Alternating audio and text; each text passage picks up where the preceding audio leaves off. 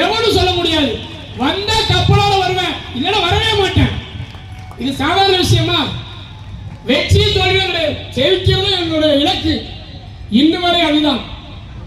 எங்கள் கலை வழியாக செயலில் நான் காட்ட விரும்புகிறேன். எனக்கு பேச ஆசைதான், ஆனால் கலை வழியாக சொல்வதுதான் என்னுடைய இலக்கு. அதுதான் சகா கலைக்குழு.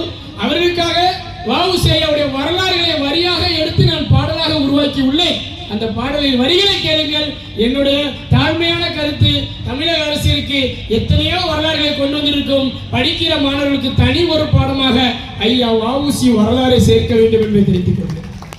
ஏனென்றால் எதிர்கால தலைமுறைகள் தெரிய வேண்டும். கல்வியால் அறிவால் மட்டும்தான் நாம் வெல்ல முடியும். அதிகாரம் வரும்போதுதான் அது வெற்றிய ரகசியத்தை காண முடியும் என்றால் எதிர்கால தலைமுறைகள் இத்தனை படிப்பும் வழக்கறிஞராக இருந்து 40 ஆண்டு காலம் சிறை என்று சொன்னதை வழக்கறி அவரே வழக்கு செய்து 6 ஆண்டு காலமாக மாற்றிய திறமை கல்வியாளர் வ.உ.சி தான் என்பதை மறந்து விடாதீர்கள். அந்த கல்விதான் வெள்ளையனை எதிர்க்க செய்தது.